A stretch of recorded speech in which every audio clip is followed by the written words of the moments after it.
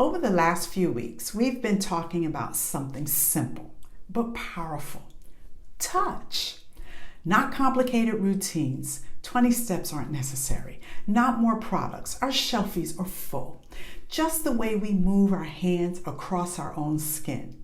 And today, I want to close out February by talking about why intentional touch matters, especially if you live with dry or eczema-prone skin, and open the door to what's next. Hey everybody, this is Robin from Violet Botanical Skincare, and welcome back.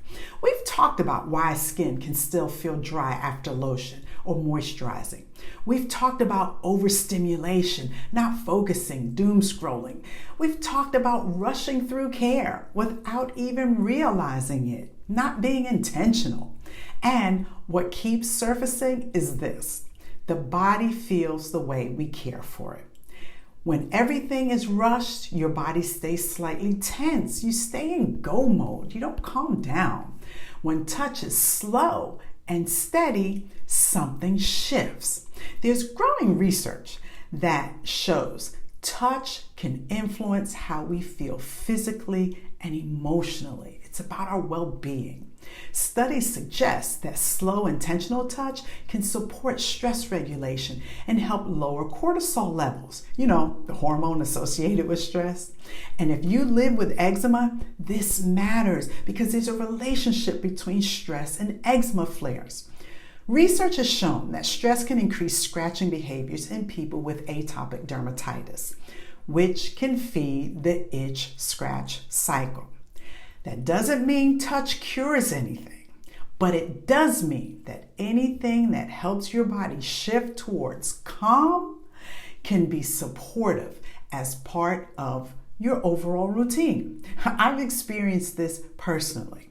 There have been times when my eczema flared, and instead of rushing through moisturizing, I slowed down. I took my time and gently massaged body butter or body oil into the areas that felt irritated. Not aggressively, not trying to fix it, just slow, steady touch. And what I noticed wasn't magic, but it was softening. My breath slowed, the urge to rush stopped, the moment felt calmer.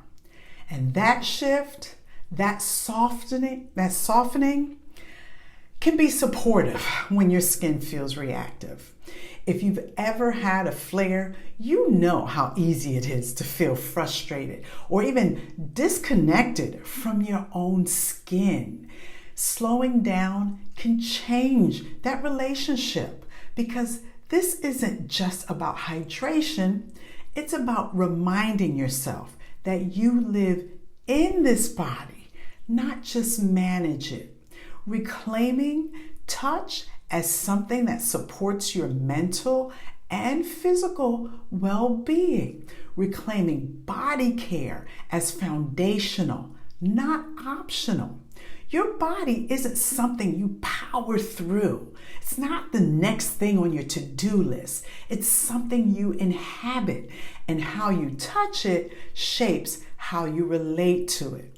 So as we move into March, we're going to shift from awareness to practice.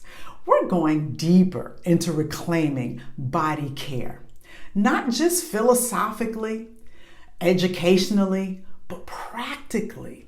We'll talk about how to moisturize properly, how to apply body butter or body oil in a way that supports sensitive or eczema-prone skin. I can't tell you how many times people ask me, how do I use these products? How do I moisturize my skin?